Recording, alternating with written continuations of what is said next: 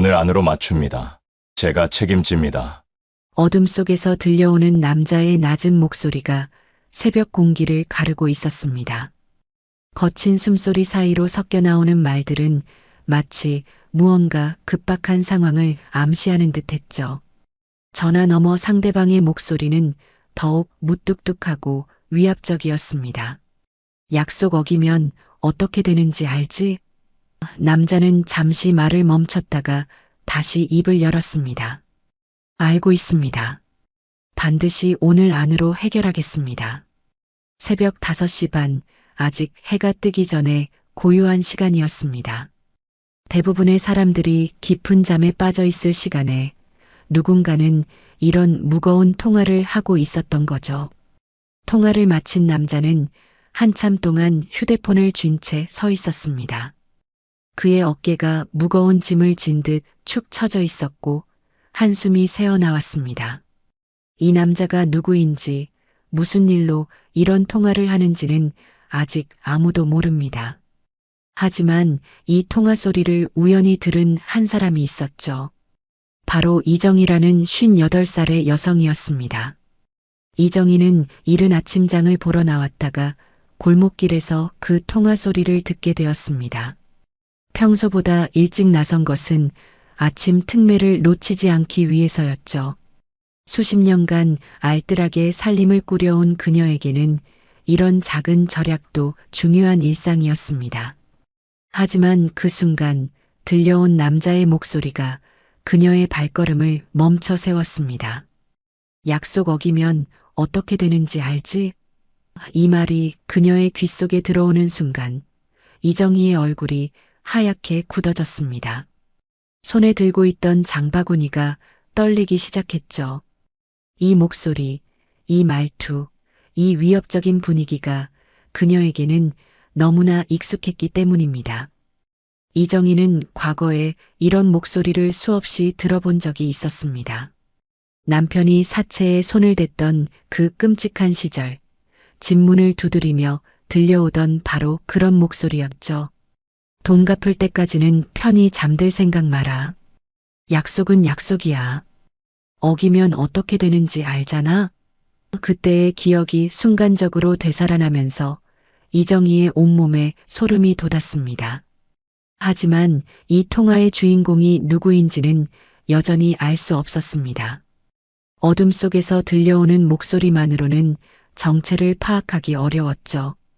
이정희는 조심스럽게 발걸음을 옮겨 목소리가 나는 쪽을 살펴보려 했지만 이미 통화는 끝난 상태였습니다. 남자의 모습도 어둠 속으로 사라져 버렸고요. 장을 보고 집으로 돌아가는 길, 이정희의 마음속에는 불안한 기운이 자리 잡았습니다. 그 목소리가 계속해서 귓속에서 맴돌았죠. 오늘 안으로 맞춥니다. 제가 책임집니다. 약속 어기면 어떻게 되는지 알지? 이 대화가 단순한 업무 통화일 가능성도 있었지만 이정희에게는 그렇게 들리지 않았습니다. 집에 도착한 이정희는 현관문을 열면서도 계속 그 일을 생각했습니다. 딸 지연과 사위 성우가 아직 잠들어 있는 조용한 집 안으로 들어서면서도 마음 한편에는 어떤 예감이 자리하고 있었죠. 그것은 좋지 않은 예감이었습니다. 과거의 상처가 깊었던 만큼 이정희는 이런 상황에 대해 누구보다 민감하게 반응할 수밖에 없었거든요. 그날 하루 종일 이정희는 마음이 편치 않았습니다. 장을 본 것들을 정리하면서도 빨래를 하면서도 그 새벽의 통화가 머릿속에서 떠나지 않았죠. 특히 제가 책임집니다라는 말이 계속 반복되어 들렸습니다. 무엇을 책임진다는 것일까요? 왜 그렇게 다급하고 절박한 목소리였을까요? 저녁이 되자 딸 지연과 사위 성우가 퇴근해서 돌아왔습니다. 평소와 다름없는 일상적인 모습이었죠. 하지만 이정희의 눈에는 뭔가 다르게 보이기 시작했습니다. 사위 성우의 표정이 평소보다 어두워 보였고 뭔가 신경 쓰이는 일이 있어 보였거든요. 어머니, 안녕하세요. 성우가 인사를 건넸지만 목소리에 힘이 없어 보였습니다. 이정희는 그의 얼굴을 유심히 살펴봤죠. 평소에는 밝고 활기찬 모습이었는데 오늘은 왠지 지쳐 보였습니다. 무언가 걱정거리가 있는 것 같았어요. 저녁 준비를 하면서도 이정희의 마음은 무거웠습니다. 새벽에 들었던 그 통화와 지금 집에 있는 사위의 모습이 자꾸 겹쳐서 보였거든요. 물론 아직은 확신할 수 없는 일이었습니다. 하지만 한번 생긴 의심은 쉽게 가시지 않는 법이죠. 그날 밤 이정희는 잠자리에 들면서도 계속 그 일을 생각했습니다. 혹시 자신이 너무 예민하게 반응하는 것은 아닐까 하는 생각도 들었지만 과거의 경험이 그녀로 하여금 쉽게 넘어가지 못하게 만들었습니다. 이정희에게는 돈 문제, 특히 사채나 빚과 관련된 일들이 가장 큰 트라우마였거든요.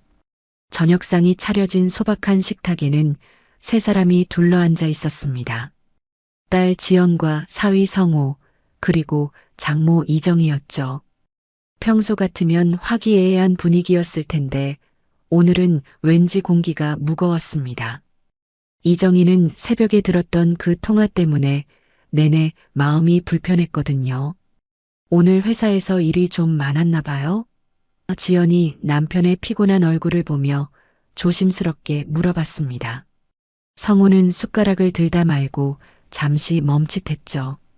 아, 네. 요즘 프로젝트가 좀 바빠서요. 하지만 그의 대답은 어딘가 어색했습니다. 바로 그때 성우의 휴대폰이 진동을 시작했습니다. 화면에는 최영림이라는 이름이 떠올랐죠. 성우는 전화를 보더니 급하게 무음으로 돌렸습니다. 누구세요? 지연이 물어봤지만 성우는 그냥 고개를 저었습니다. 별로 중요하지 않은 전화예요. 하지만 전화는 계속 걸려왔습니다. 한 번, 두 번, 세 번. 성우는 그때마다 전화를 끊었지만 얼굴은 점점 어두워져 갔죠. 이정희는 그 모습을 조용히 지켜보고 있었습니다. 뭔가 이상했거든요. 받으셔도 괜찮아요. 우리끼리인데 뭐. 이정희가 말했지만 성우는 여전히 전화를 받지 않았습니다.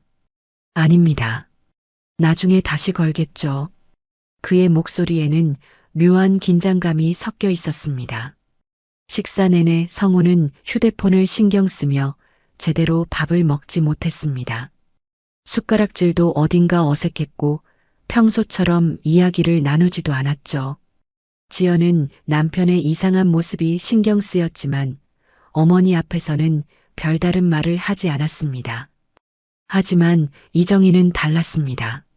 새벽에 들었던 그 통화의 기억이 되살아나면서 점점 더 불안해지기 시작했거든요. 최영림이라는 이름도 왠지 수상해 보였습니다. 왜 이렇게 계속 전화를 걸어오는 걸까요? 그리고 왜 성우는 받지 않는 걸까요? 이정희의 머릿속에는 과거의 기억들이 하나둘씩 떠오르기 시작했습니다. 남편이 사채에 빚을 졌던 그 시절, 집에는 이런 전화들이 끊임없이 걸려왔었죠. 처음에는 정중한 목소리로 시작했지만 시간이 지날수록 점점 더 위협적으로 변해갔습니다. 언제까지 피할 셈이야? 약속은 지켜야지. 이자는 계속 불어나고 있어. 그때의 공포가 다시 밀려왔습니다. 문을 두드리는 소리, 전화벨 소리, 남편의 창백한 얼굴, 어린 지연이 무서워하며 이정의 뒤에 숨어있던 모습까지 모든 게 생생하게 되살아났죠. 어머니, 괜찮으세요? 지연이 어머니의 굳어진 표정을 보며 걱정스럽게 물어봤습니다. 이정희는 겨우 정신을 차리고 고개를 끄덕였습니다. 아, 괜찮다. 그냥 잠시 딴 생각을 했네. 하지만 마음속으로는 계속 불안했습니다. 성우의 이상한 행동, 계속 걸려오는 전화, 그리고 새벽에 들었던 그 통화. 모든 것이 연결되어 보였거든요. 혹시 성우가 무슨 돈 문제에 연루된 것은 아닐까요? 식사가 끝난 후 성우는 서둘러 자리에서 일어났습니다. 먼저 들어가 보겠습니다. 내일 회사에서 중요한 회의가 있어서요. 그리고 방으로 들어가 버렸죠. 평소라면 설거지도 도와주고 장모와 이런저런 이야기도 나누곤 했는데 오늘은 달랐습니다. 지연과 이정희만 남은 거실에서 두 사람은 잠시 조용히 있었습니다. 지연도 남편의 이상한 모습을 눈치챘기 때문이었죠. 엄마, 성우가 요즘 좀 이상해 보이지 않아요? 지연이 조심스럽게 입을 열었습니다. 이정희는 딸을 바라보며 깊은 한숨을 쉬었습니다. 어떻게 말해야 할지 고민이 되었거든요. 자신의 불안감을 딸에게 전하는 것이 옳은 일일까요? 하지만 과거의 경험상 이런 일들은 숨기고 있으면 더 큰 문제가 되는 경우가 많았습니다. 지연아, 이정희가 딸의 이름을 부르며 조용히 말했습니다.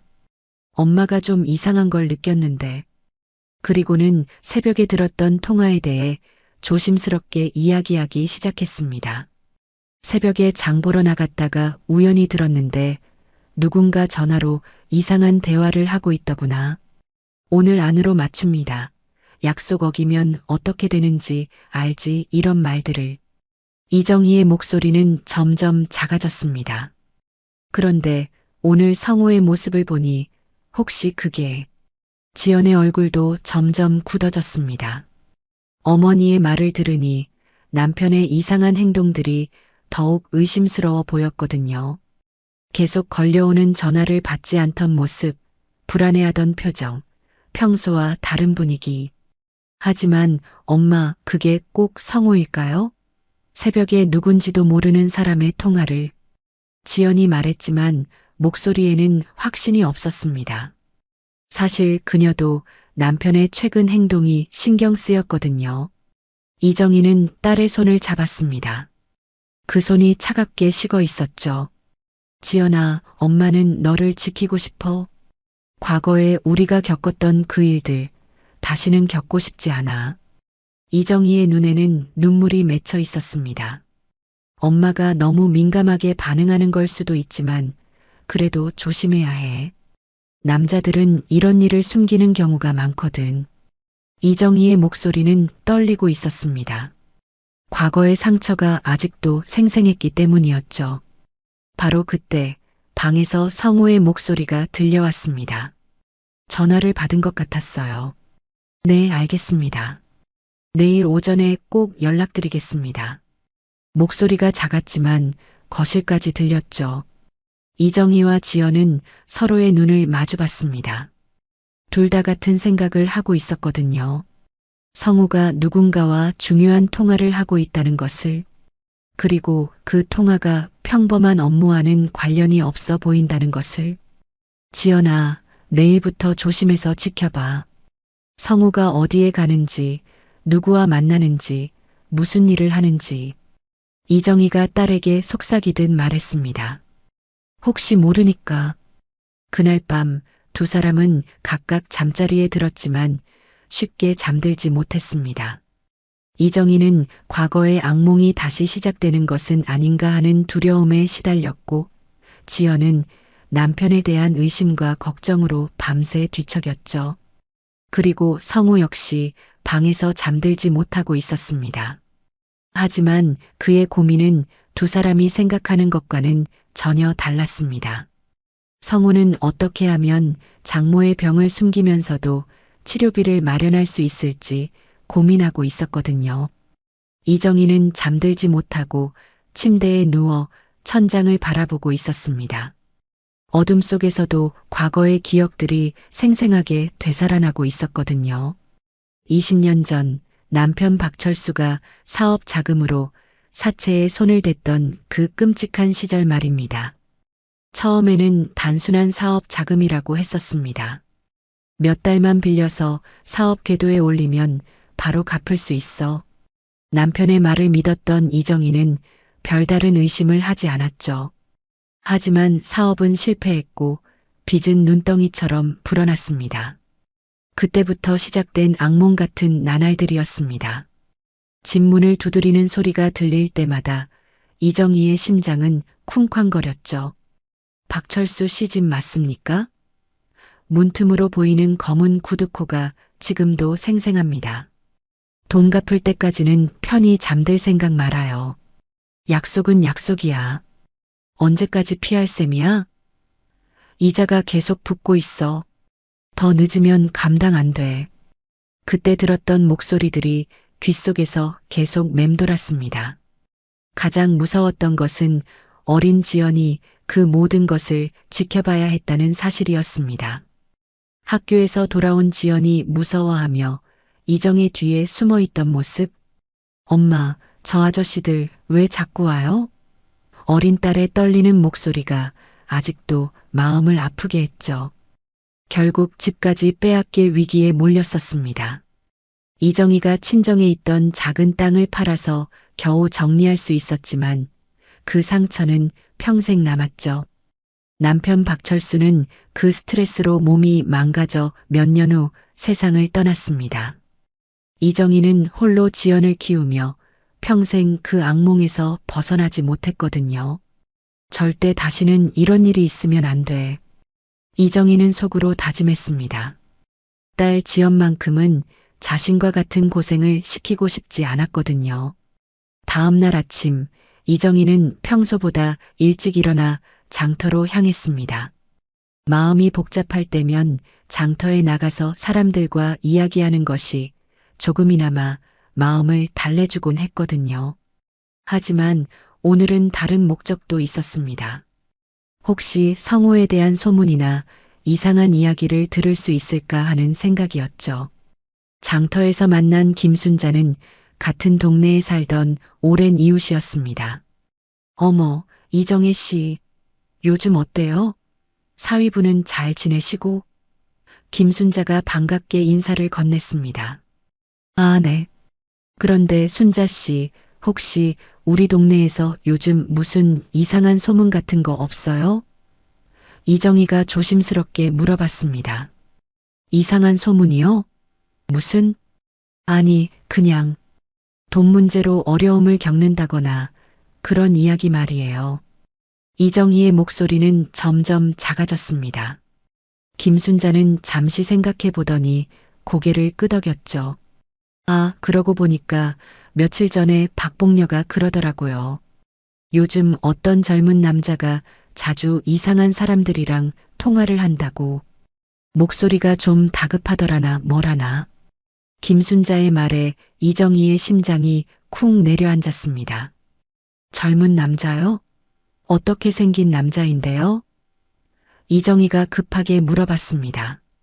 글쎄요, 자세히는 모르겠지만 키가 크고 깔끔하게 생겼다고 하던데요. 회사원 같아 보인다고. 이정희는 더 이상 듣고 싶지 않았습니다. 그 묘사는 성우와 너무나 비슷했거든요. 키가 크고 깔끔하게 생긴 회사원. 바로 자신의 사위 성우의 모습이었죠. 그런데 왜 갑자기 그런 걸 물어보세요? 김순자가 궁금하다는 표정으로 물어봤지만 이정희는 얼버무리며 자리를 떠났습니다. 더 이상 들어봤자 좋을 게 없다고 생각했거든요. 집으로 돌아가는 길, 이정희의 머릿속은 복잡했습니다.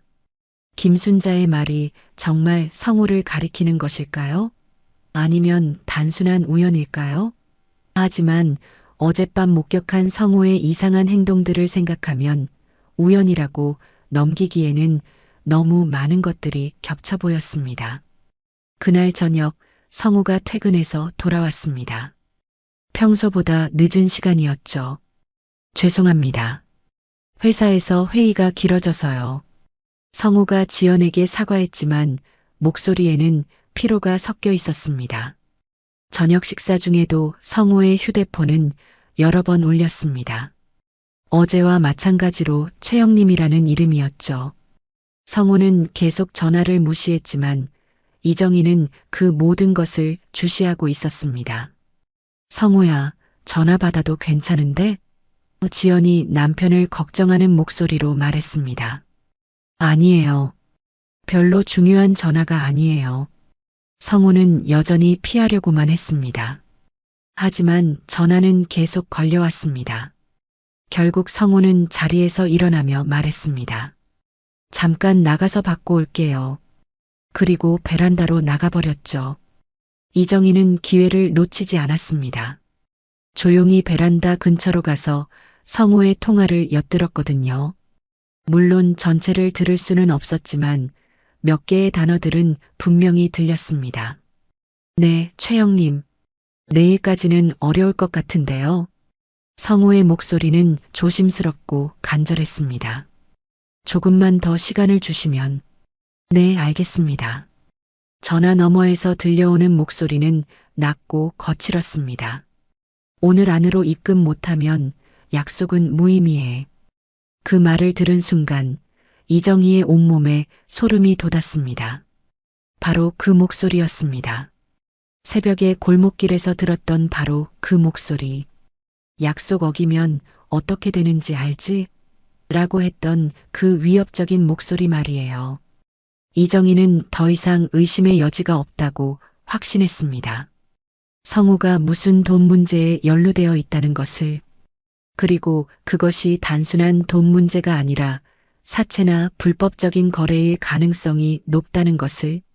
성우가 통화를 마치고 들어왔을 때 이정희는 이미 자리에 앉아 있었습니다. 하지만 마음속으로는 계획을 세우고 있었죠. 딸 지연을 이 위험으로부터 어떻게 지켜낼 것인가에 대한 계획을. 그날 밤 이정희는 지연에게 카카오톡 보이스 메시지를 보냈습니다. 지연아, 짐 챙겨. 내일 엄마랑 나가자. 목소리는 떨리고 있었지만 결심은 확고했습니다. 과거의 악몽을 다시 겪을 수는 없었거든요. 이번에는 미리 피해야 했습니다. 딸을 지키기 위해서라면 무엇이든 할 각오였죠. 하지만 이정희는 몰랐습니다. 성우가 정말로 지키려고 했던 것이 무엇인지를. 그리고 그 모든 노력이 사실은 자신을 위한 것이었다는 것을.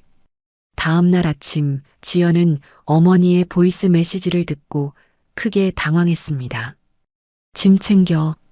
내일 엄마랑 나가자. 어머니의 떨리는 목소리에서 절박함이 느껴졌거든요. 지연은 성우가 출근한 후 곧바로 어머니를 찾아갔습니다. 엄마, 무슨 일이에요?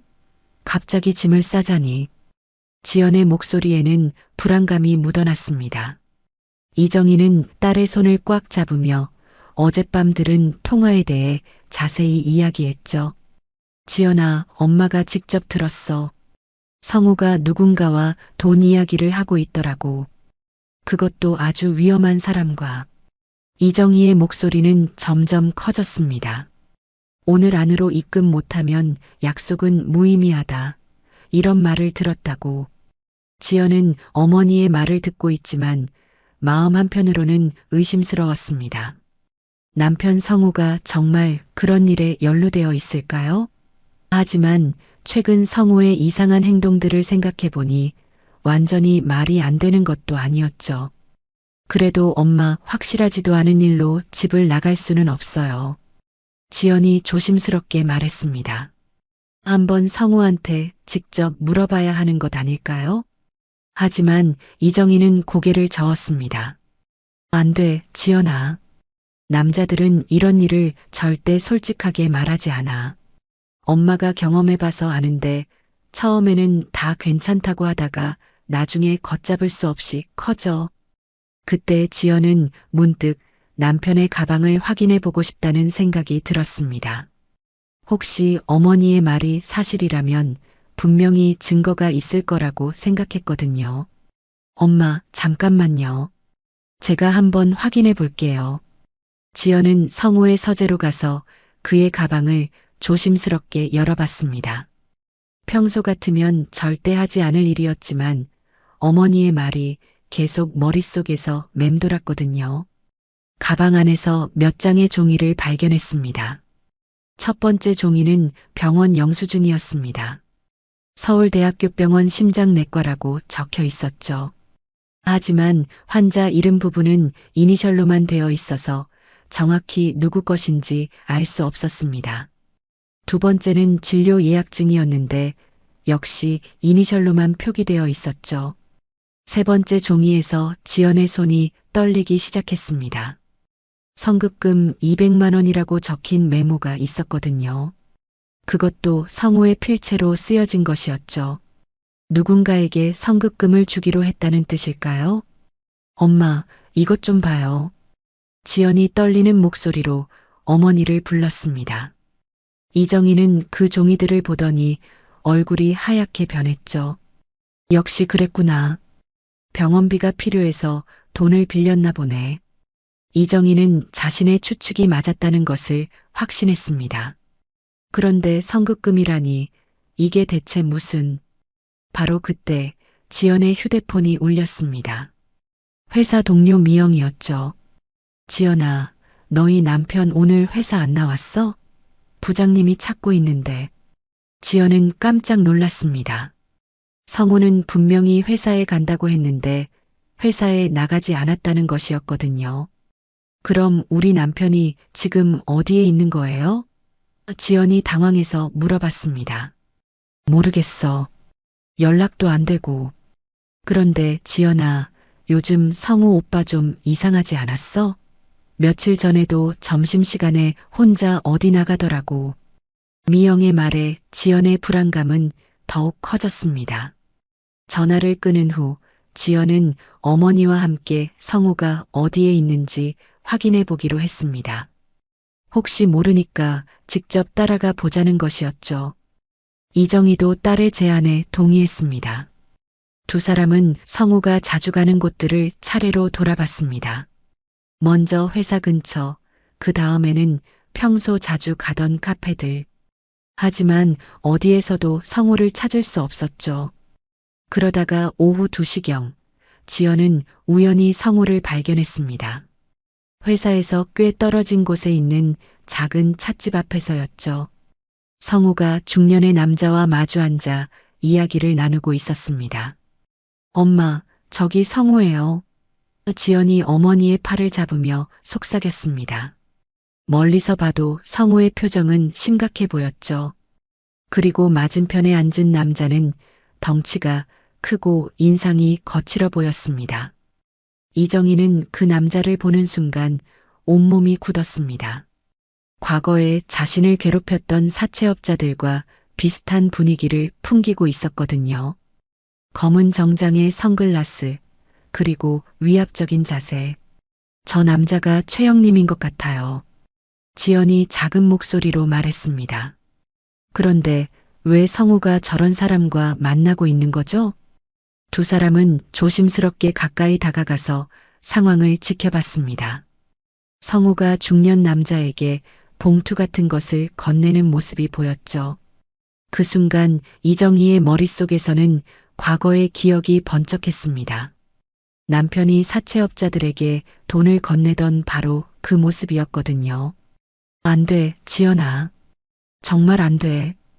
이정희가 딸의 손을 꽉 잡으며 떨리는 목소리로 말했습니다. 저것 봐. 돈을 주고 있잖아. 분명히 빚을 갚고 있는 거야. 지연도 그 모습을 보고 충격을 받았습니다. 남편이 자신 몰래 이런 사람들과 돈거래를 하고 있다니. 그동안 믿고 있던 남편에 대한 신뢰가 흔들리기 시작했죠. 찻집에서 나온 성우는 휴대폰을 보더니 급하게 어디론가 사라졌습니다. 아마도 회사로 돌아가는 것 같았죠. 이정희와 지연은 멍하니 그 모습을 지켜봤습니다. 엄마 말이 맞았네요. 지연의 목소리에는 절망감이 섞여 있었습니다. 성우가 정말로 무슨 돈 문제에 연루되어 있는 것 같아요. 집으로 돌아오는 길, 두 사람은 말이 없었습니다. 각자 마음속으로는 복잡한 생각들이 오가고 있었거든요. 이정희는 과거의 악몽이 다시 시작되는 것에 대한 두려움을, 지연은 남편에 대한 배신감을 느끼고 있었죠. 그날 저녁 성우가 집에 돌아왔을 때 두 사람의 시선은 평소와 달랐습니다.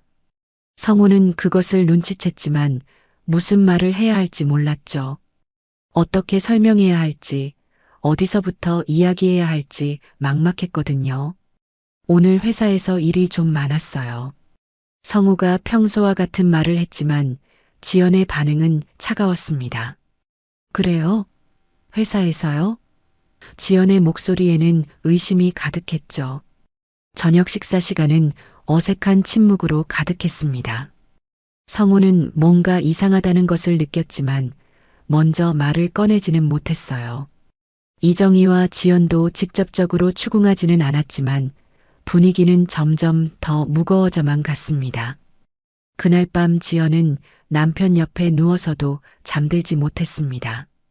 옆에서 자고 있는 성우를 보면서 이 사람이 정말 자신이 알고 있던 그 사람이 맞는지 의심이 들었거든요. 믿고 있던 남편이 사실은 위험한 일에 연루되어 있다는 현실을 받아들이기가 어려웠습니다. 이정희 역시 잠들지 못하고 있었습니다. 과거의 기억들이 하나씩 되살아나면서 다시는 겪고 싶지 않던 그 공포가 밀려왔거든요. 이번에는 미리 막아야 한다는 생각뿐이었습니다. 며칠이 지나면서 집안 분위기는 점점 더 무거워져 갔습니다. 이정희와 지연은 성우의 일거수일투족을 지켜봤고 성우는 그런 시선들을 느끼며 점점 더 위축되어 갔죠. 마치 집안에 보이지 않는 벽이 세워진 것 같았습니다. 그런 어느 날 오후 성우가 회사에서 돌아왔을 때 얼굴이 평소보다 더욱 어두웠습니다. 회사에서 무슨 일이 있었던 것 같았죠. 지연이 조심스럽게 물어봤지만 성우는 괜찮다는 말만 반복했습니다. 사실 그날 성우는 회사에서 윤태수 과장에게 불려가 불쾌한 일을 당했었습니다. 윤태수는 평소에도 성우를 못마땅해 했는데 최근 성우의 이상한 행동들을 눈여겨보고 있었거든요. 박성우, 요즘 너 좀 이상하지 않아? 윤태수 과장이 성우를 사무실로 불러 냉소적인 목소리로 말했습니다. 점심시간에도 자주 나가고 전화도 몰래 받고 혹시 무슨 일 있는 거 아냐? 아닙니다, 과장님. 별일 없습니다. 성우가 조심스럽게 대답했지만 윤태수의 의심은 더욱 깊어졌죠. 요즘 너 냄새 난다? 돈 냄새. 더러운 쪽. 윤태수가 비아냥거리는 목소리로 말했습니다. 회사 돈에 손 떼는 건 아니겠지? 성우는 그 말에 크게 당황했습니다. 자신은 회사 돈에 절대 손을 대지 않았거든요. 하지만 윤태수의 의심 가득한 눈빛을 받으며 무엇을 말해도 소용없을 것 같았습니다. 과장님, 오해입니다. 저는 절대 그런 일을. 오해? 그럼 요즘 왜 그렇게 돈 이야기만 나오면 예민해져? 누가 봐도 수상하다고. 그날 저녁 집에 돌아온 성우는 마음이 더욱 무거웠습니다. 회사에서는 의심받고 집에서는 장모와 아내의 차가운 시선을 받아야 했거든요. 하지만 진실을 말할 수는 없었습니다. 장모의 병을 숨기기로 한 약속을 지켜야 했으니까요. 그런데 며칠 후 상황은 더욱 악화되었습니다. 이정희가 지연과 함께 짐을 싸기 시작한 거였죠. 지연아, 더 이상 여기 있으면 안 돼. 과거의 일이 반복될 것 같아. 지연도 어머니의 말에 동의했습니다.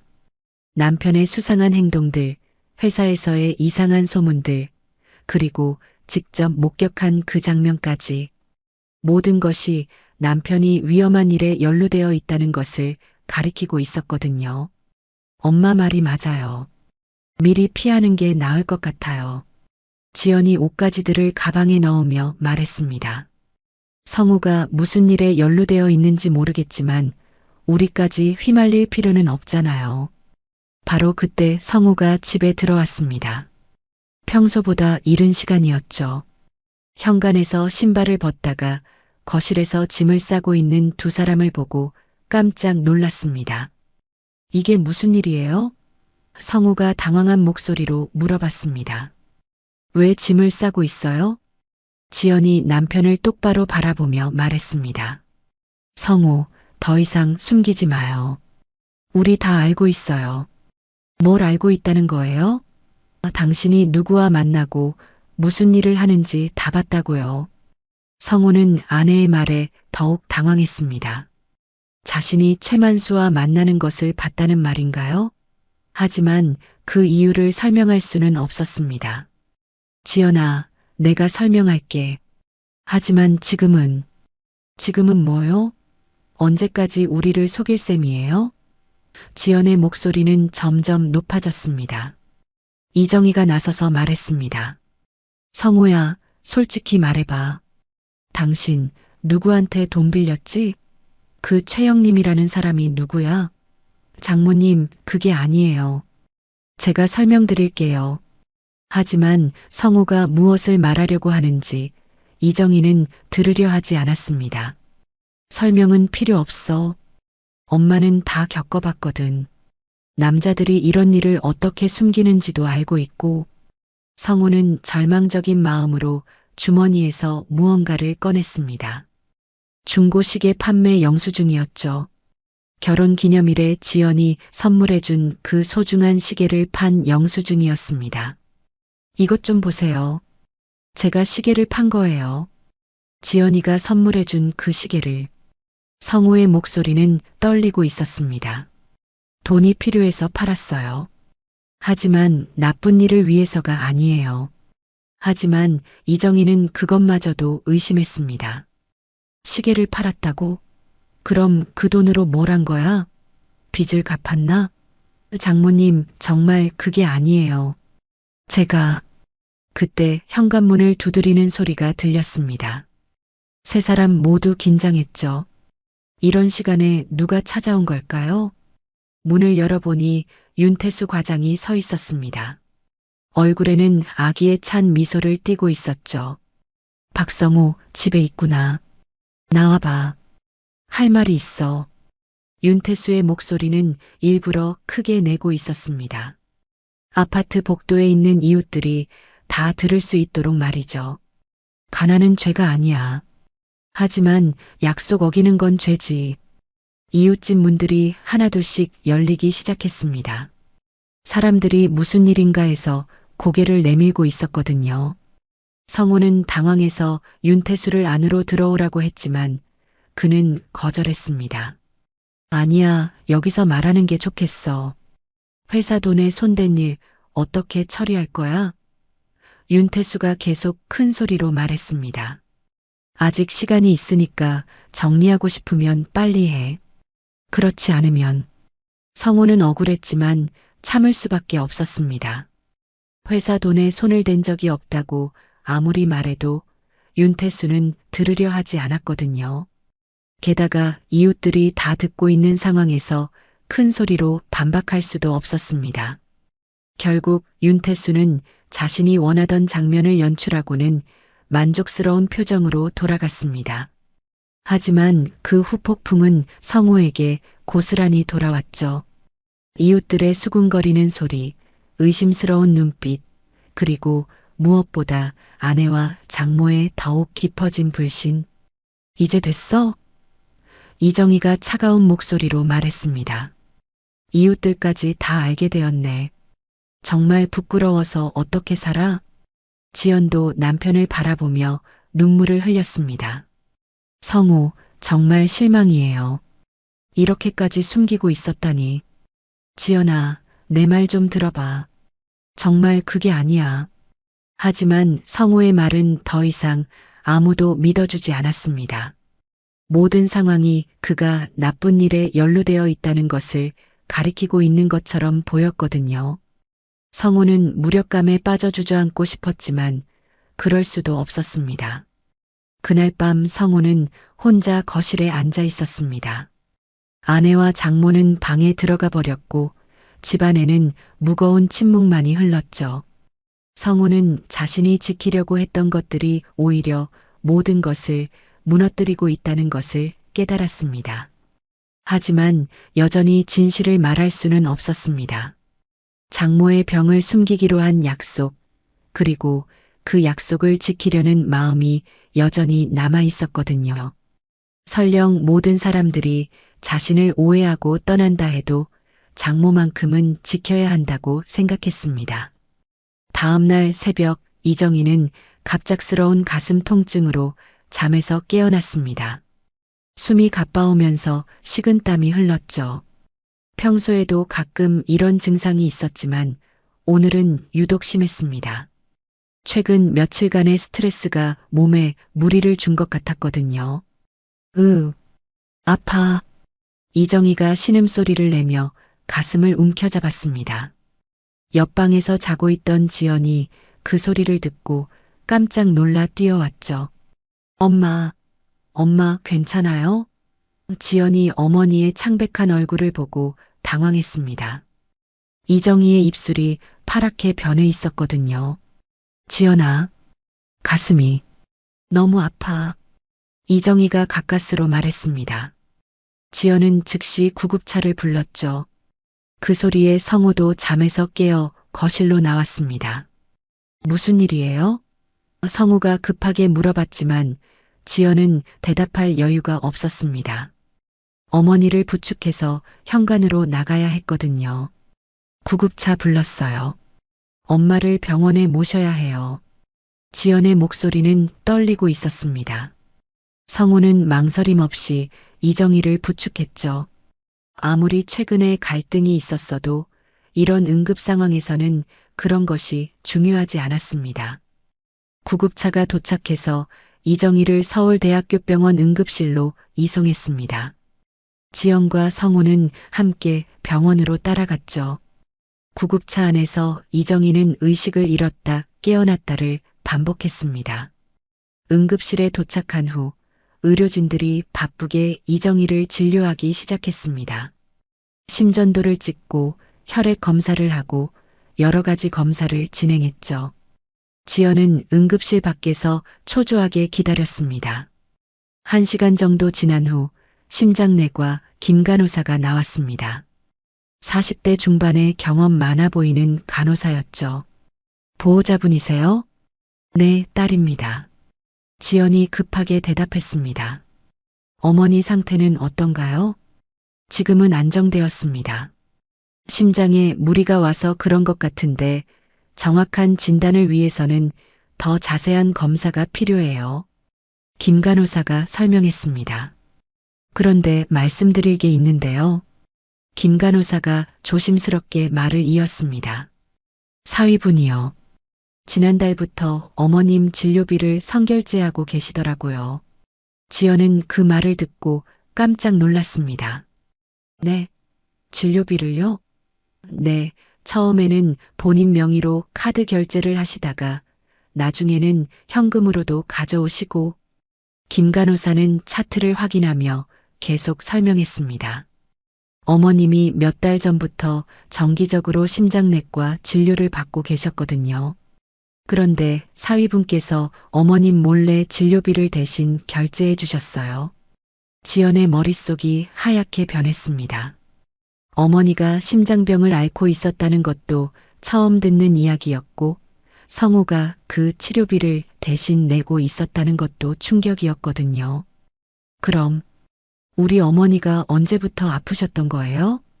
지연이 떨리는 목소리로 물어봤습니다. 3달 전부터 정기 검진을 받으셨어요. 처음에는 가벼운 증상이었는데 점점 악화되어서 수술이 필요한 상황까지 온 거죠. 김 간호사의 설명에 지연은 더욱 혼란스러웠습니다. 수술이요? 그럼 어머니가 수술을 받아야 한다는 걸 성우가 알고 있었던 건가요? 네, 사위분이 직접 담당 의사 선생님과 상담도 받으시고 수술 일정도 잡으셨어요. 어머님께는 비밀로 해달라고 하시더라고요. 지연은 김 간호사와 함께 차트를 확인했습니다. 결제 명세서에는 성우의 이름이 또렷하게 적혀 있었죠. 그동안 성우가 지불한 진료비와 검사비, 그리고 수술 예약금까지 모든 것이 명확하게 기록되어 있었습니다. 그럼 성우가 그동안 누군가에게 돈을 빌리고 있었던 건 지연이 중얼거렸습니다. 이제야 모든 것이 이해되기 시작했거든요. 바로 그때 병원 복도에서 익숙한 목소리가 들렸습니다. 박성호, 여기 있었구나. 최만수가 급하게 걸어오고 있었습니다. 거친 목소리와 위압적인 분위기는 여전했지만 표정에는 걱정이 섞여 있었죠. 지연은 그 남자를 보고 몸이 굳었습니다. 성우와 만나던 바로 그 사람이었거든요. 하지만 최만수의 다음 말은 지연이 예상했던 것과는 완전히 달랐습니다. 어머님 상태는 어떻게 되셨어? 성우한테 연락받고 급하게 왔는데 최만수가 걱정스러운 목소리로 물어봤습니다. 수술비는 준비했으니까 걱정하지 마. 내가 말했잖아. 사람 살리는 일인데 이자 같은 건 신경 쓰지 말라고. 지연은 최만수의 말을 듣고 더욱 혼란스러웠습니다. 이 사람이 사채업자가 아니라는 건가요? 그럼 성우와 이 사람의 관계는 뭐였을까요? 최영님, 고맙습니다. 성우가 나타나서 최만수에게 고개를 숙였습니다. 덕분에 어머니 수술을 받을 수 있게 되었어요. 최만수가 성우의 어깨를 두드리며 말했습니다. 그래, 내가 말투가 좀 거칠지. 근데 내 남편 참된 사내야. 최만수가 지연을 보며 말했습니다. 장모님 수술비 부리지로 내게 맞춰달라 했지. 이자? 거의 안 붙였어. 나도 예전엔 잘못했지만 지금은 사람 살리는 데 쓰려고. 지연의 눈에 눈물이 고이기 시작했습니다. 자신이 얼마나 큰 오해를 하고 있었는지 깨달았거든요. 성우가 위험한 일에 연루된 것이 아니라 어머니의 생명을 구하려고 했던 것이었습니다. 그럼 성우가 그동안 지연이 떨리는 목소리로 말하려 했지만 말이 나오지 않았습니다. 너무 미안하고 고마운 마음이 동시에 밀려왔거든요. 김 간호사가 다시 나타나서 말했습니다. 보호자분, 어머님이 깨어나셨어요. 병실로 모시겠습니다. 네, 감사합니다. 병실로 이동하면서 지연은 성우를 바라봤습니다. 그동안 자신과 어머니가 얼마나 큰 오해를 했는지, 그리고 성우가 얼마나 큰 희생을 감수하며 가족을 지키려 했는지 깨달았죠. 병실에 도착했을 때 이정희는 의식을 되찾은 상태였습니다. 하지만 아직 몸이 약해서 말하기가 힘들어 보였죠. 지연은 어머니 곁으로 다가가서 손을 잡았습니다. 엄마, 괜찮아요? 지연아. 미안해. 이정희가 가까스로 말했습니다. 지연은 어머니에게 모든 진실을 이야기해 주었습니다. 성우가 어머니의 병을 숨기면서까지 치료비를 마련하려 했던 것, 그리고 그 과정에서 겪었던 모든 오해들을. 이정희는 그 이야기를 들으며 눈물을 흘렸습니다. 자신의 과거 트라우마 때문에 얼마나 큰 실수를 했는지 깨달았거든요. 사위가 자신을 지키려고 했는데 오히려 그를 의심하고 몰아세웠던 것입니다. 병실에서 깨어난 이정희는 딸로부터 모든 진실을 듣고 충격에 빠져 있었습니다. 자신이 심장병을 앓고 있었다는 것도 모르고 있었는데 성우가 몇 달 동안 그 사실을 알고 치료비를 마련하고 있었다니요. 더욱이 자신의 과거 트라우마 때문에 그런 선의를 오해했다는 것이 너무나 부끄러웠습니다. 내가 얼마나 큰 실수를 했는지. 이정희의 목소리는 떨리고 있었습니다. 성우가 나를 지키려고 했는데 나는 그를 의심만 했네. 지연도 어머니 못지않게 미안한 마음이었습니다. 남편을 믿지 못하고 의심했던 자신의 모습이 떠올랐거든요. 엄마, 저도 마찬가지예요. 성우를 전혀 믿어주지 못했어요. 바로 그때 병실 문이 열리며 성우가 들어왔습니다. 손에는 이정희가 좋아하는 미역국을 담은 보온통을 들고 있었죠. 어머니, 기분이 좀 나아지셨어요? 이정희는 성우를 보자마자 눈물이 터져 나왔습니다. 성우야, 미안해. 정말 미안해. 어머니, 괜찮습니다. 이해해요. 성우가 침대 옆으로 다가가서 이정희의 손을 잡았습니다. 어머니가 과거에 힘든 일을 겪으셨으니까 그런 반응을 보이실 수밖에 없었던 거죠. 아니야, 성우야. 나는 너를 전혀 믿어주지 않았어. 이정희가 자책하며 말했습니다. 너같이 좋은 사위를 두고도 의심만 했으니까. 그때 병실 문이 다시 열리며 윤태수 과장이 들어왔습니다. 어제 아파트 복도에서 성우를 곤란하게 만들었던 바로 그 사람이었죠. 지연은 그를 보자마자 경계심을 드러냈습니다. 박성우 여기 있었구나. 윤태수가 건방진 어투로 말했습니다. 병원까지 와서 연기하고 있네. 회사 돈 문제는 어떻게 할 거야? 성우는 침착하게 대답했습니다. 과장님, 제가 회사 돈에 손댄 적이 없다고 몇 번 말씀드렸잖아요. 손대지 않았다고? 그럼 요즘 왜 그렇게 돈 이야기만 나오면 예민해져? 윤태수가 목소리를 높이며 말했습니다. 바로 그때 최만수가 병실로 들어왔습니다. 윤태수를 보더니 인상을 찌푸렸죠. 여기서 무슨 소란이야? 윤태수는 최만수의 거친 분위기에 위축되었지만 여전히 도전적이었습니다. 당신은 누구세요? 박성우가 빚진 사람 맞죠? 최만수가 냉소를 띠며 대답했습니다. 빚? 무슨 빚을 말하는 거야? 회사 돈에 손댄 것 말이에요. 사채 같은 거 써서. 회사 돈? 최만수가 갑자기 웃음을 터뜨렸습니다. 이봐, 내가 증인이야. 이건 내 사비다. 장모님 수술비를 도와준 거라고. 윤태수는 당황했습니다. 자신이 확신하고 있던 이야기와 전혀 다른 상황이었거든요. 김 간호사가 그때 병실로 들어와서 상황을 정리해 주었습니다. 혹시 오해가 있으신 것 같은데 여기 사위분이 결제하신 내역입니다. 간호사가 결제 명세서를 윤태수에게 보여주었습니다. 어머님 심장 수술비와 치료비를 사위분께서 몇 달째 선결제해 주고 계시거든요. 본인 돈으로 말이에요. 김 간호사의 설명에 윤태수의 얼굴이 빨갛게 달아올랐습니다. 최만수가 한 걸음 더 다가가며 말했습니다. 그럼 이 친구가 회사 돈을 훔쳤다는 근거라도 있어? 그건 윤태수는 말을 잇지 못했습니다. 근거도 없으면서 사람을 모함한 거네. 최만수의 목소리는 점점 차가워졌습니다. 장모님 생명을 구하려는 사람한테 무슨 짓을 한 거야? 윤태수는 더 이상 버틸 수 없었습니다. 모든 증거가 자신의 추측이 틀렸다는 것을 보여주고 있었거든요. 사람 앞에서 눈물로 동정심 사는 건 쉬워. 윤태수가 변명처럼 중얼거렸습니다.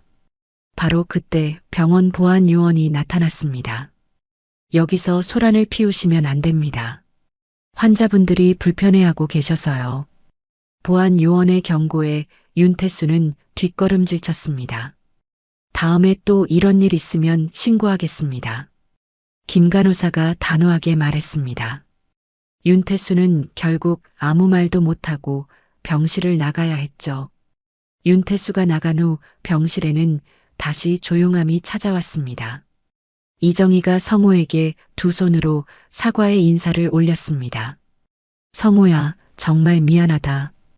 도망쳐야 했던 건 내가 아니라 내 두려움이었다. 성호는 장모의 손을 감싸며 말했습니다. 어머니, 이제 괜찮습니다. 모든 게 잘 될 거예요. 지연도 남편에게 고개를 숙였습니다. 성호, 미안해. 나도 당신을 믿지 못했어. 지연아, 나도 미안해. 숨기지 말았어야 했는데. 최만수가 따뜻한 미소를 지으며 말했습니다. 이제 됐지. 가족이 서로 이해하게 되었으니까. 최영님, 정말 고맙습니다. 성호가 진심으로 감사 인사를 드렸습니다. 고맙긴. 사람 살리는 일인데 당연한 거지. 최만수가 손을 흔들며 말했습니다. 나도 젊었을 때 좀 거칠게 살았지만 지금은 이런 좋은 일 할 수 있어서 기뻐. 김 간호사가 이정희의 상태를 확인한 후 말했습니다. 수술 일정은 다음 주로 잡혀 있어요. 지금 상태로 보면 성공 가능성이 높으니까 너무 걱정하지 마세요. 이정희가 안도의 표정으로 고개를 끄덕였습니다. 감사합니다. 그리고 성호야, 어머니가 이제까지 얼마나 바보였는지 알겠다. 어머니, 그런 말씀 마세요. 성우가 다정하게 말했습니다. 가족이니까 서로 이해하는 거죠. 지연이 남편과 어머니를 번갈아 보며 말했습니다. 우리 이제 정말 가족답게 살아봐요. 서로 숨기지 말고 믿고. 병실 안에는 따뜻한 분위기가 흘렀습니다. 오해와 의심으로 얼어붙었던 마음들이 녹기 시작했거든요. 최만수도 그 모습을 보며 흐뭇해했습니다. 그럼 나는 이만 가봐야겠다. 최만수가 자리에서 일어서며 말했습니다. 어머님, 빨리 회복하세요. 수술비 걱정은 하지 마시고. 정말 고맙습니다. 은인이세요. 이정희가 진심으로 감사를 표했습니다. 최만수가 나간 후 가족 세 사람만 남게 되었습니다. 이정희는 성우와 지연을 바라보며 깊은 안도감을 느꼈습니다. 자신의 잘못된 판단 때문에 가족이 흩어질 뻔했지만 다행히 진실이 밝혀졌거든요. 성우야, 지연아. 이정희가 두 사람의 손을 잡으며 말했습니다. 앞으로는 서로를 믿고 살자. 과거의 상처에 얽매이지 말고. 네, 어머니. 성우와 지연이 동시에 대답했습니다. 그 순간 세 사람 모두는 진정한 가족의 의미를 다시 한번 깨달을 수 있었습니다. 서로를 믿고 지켜주는 것, 그것이 바로 가족이었거든요. 일주일 후 이정희의 심장 수술이 성공적으로 끝났습니다. 의사는 수술이 잘 되었으니 충분히 회복될 것이라고 말했죠. 며칠 더 입원해서 경과를 지켜본 후 퇴원할 수 있다는 소식이었습니다.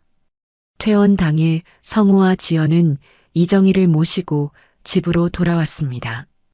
평소보다 조심스럽게 걸음을 옮기는 이정희를 보며 두 사람은 더욱 세심하게 챙겼죠. 집에 도착하자마자 이정희는 깊은 안도의 한숨을 쉬었습니다. 역시 집이 최고네. 이정희가 거실 소파에 앉으며 말했습니다. 병원에서 일주일 있으니까 집이 그리웠어. 어머니, 무리하지 마시고 푹 쉬세요. 성우가 이정희의 어깨에 담요를 덮어드리며 말했습니다. 필요한 거 있으면 언제든 말씀하시고요. 지연도 부엌에서 이정희가 좋아하는 차를 끓여왔습니다. 엄마, 따뜻한 꿀차예요. 몸에 좋다고 간호사님이 추천해 주셨어요. 고마워, 지연아. 그리고 성우야, 너도. 이정희가 두 사람을 번갈아 보며 따뜻하게 미소 지었습니다. 내가 그동안 얼마나 바보였는지 모르겠다. 성우는 고개를 저었습니다. 어머니, 그런 말씀하지 마세요. 과거에 힘든 일을 겪으셨으니까 그럴 수밖에 없었던 거예요. 아니야, 성우야. 변명이 안 돼. 이정희가 자신을 탓하는 목소리로 말했습니다. 내 과거 때문에 너같이 좋은 사람을 의심했으니까. 그때 현관문을 두드리는 소리가 들렸습니다. 성우가 문을 열어보니 최만수가 과일 바구니를 들고 서 있었죠. 어머님, 퇴원 축하드리러 왔습니다. 최영님, 안에 들어오세요. 성우가 반갑게 맞이했습니다. 최만수는 평소의 거친 분위기와 달리 수줍은 미소를 지으며 들어왔죠. 어머님, 수술 잘 받으셨다니까 정말 다행입니다. 최만수가 이정희에게 정중하게 인사했습니다. 앞으로 건강하게 오래 사세요. 이정희는 최만수를 보자마자 눈물이 났습니다. 이 사람이 없었다면 자신의 수술비를 마련하기 어려웠을 테니까요. 정말 고맙습니다. 은인이세요. 은인은 무슨요? 성우가 워낙 좋은 사람이라서 도와준 것뿐입니다. 최만수가 겸손하게 말했습니다. 사실 제가 젊었을 때는 좀 거칠게 살았거든요. 그런데 이제는 이런 좋은 일 할 수 있어서 보람을 느낍니다. 지연이 최만수에게 차를 대접하며 물어봤습니다. 최영님은 어떻게 성우를 도와주시게 된 거예요? 아, 그게 말이죠. 최만수가 차를 한 모금 마시며 이야기를 시작했습니다. 제가 예전에 성우 회사 근처에서 식당을 하고 있었거든요. 그때 성우를 알게 되었는데 참 성실하고 착한 사람이더라고요. 그러다가 몇 개월 전에 우연히 만났는데 성우가 걱정이 많아 보이는 거예요. 최만수가 계속 말했습니다. 물어보니까 장모님 수술비 때문에 고민이라고 하더라고요. 이정희가 미안한 표정으로 말했습니다. 제가 몰래 아픈 게 들켜서 성우를 힘들게 만들었네요. 아니에요, 어머님. 성우가 급하게 말했습니다. 어머님 건강이 가장 중요한 거죠. 돈은 벌면 되는 거고요. 최만수가 고개를 끄덕이며 말했습니다. 맞습니다. 사람 생명이 가장 소중한 거죠. 그래서 제가 기꺼이 도와드린 거고요. 그때 이정희가 자리에서 일어나더니 방으로 들어갔습니다. 잠시 후 현금 봉투 하나를 들고 나왔죠. 성우야, 최영님께 이걸 드려. 봉투 안에는 이정희가 젊은 시절부터 어렵게 모아둔 비상금이 들어 있었습니다. 어머니, 이건 뭐예요? 성우가 당황하며 물어봤습니다. 내가 평생 모아둔 돈이야. 이제라도 성우가 빌린 돈을 갚아야지. 이정희가 진심 어린 목소리로 말했습니다. 그리고 이걸로 미안함을 표현하고 싶어? 최만수가 손을 흔들며 거절했습니다. 아니에요, 어머님. 저는 이자도 거의 안 받고 있는걸요. 급하지 않으니까 천천히 갚으셔도 됩니다. 하지만 성우는 다른 생각이었습니다. 이정희의 마음을 받아들이는 것이 좋겠다고 생각했거든요. 최영님, 어머니 마음이니까 받아주세요. 그래도 최만수가 망설였지만 결국 이정희의 간곡한 부탁에 봉투를 받았습니다. 그럼 정말 감사히 받겠습니다. 이정희가 최만수에게 깊게 고개를 숙였습니다. 정말 고맙습니다. 평생 잊지 않겠습니다. 어머님, 고개 드세요. 수술 받으신 몸인데 무리하지 마시고요. 최만수가 이정희를 부축하며 말했습니다. 그 후 최만수는 한동안 더 머물면서 이정희의 회복 상태를 확인하고 갔습니다. 그가 떠난 후 집안에는 평화로운 분위기가 흘렀죠. 저녁 무렵 세 사람은 소박한 국밥집에 가서 함께 식사를 했습니다. 이정희의 건강을 위해 담백한 음식이 좋겠다는 성우의 제안이었죠. 국밥집 할머니는 이정희의 수술 이야기를 듣고 깊이 공감해 주었습니다. 요즘 같은 세상에 이렇게 효자사위 만나기 어려운데 정말 복 받으셨네요. 할머니가 이정희에게 말했습니다. 건강 잘 챙기시고 오래오래 사세요. 감사합니다. 이정희가 할머니에게 인사하며 말했습니다. 저도 이제 깨달았어요. 좋은 사위를 두고도 의심만 했던 제가 바보였죠. 식사를 마치고 집으로 돌아가는 길, 이정희는 과거 자신이 살던 그 집 앞을 지나가게 되었습니다. 남편이 사채빚으로 고생했던, 그리고 자신이 가장 두려워했던 그 집 말이죠. 저기가 우리가 예전에 살던 집이야. 이정희가 성우와 지연에게 말했습니다.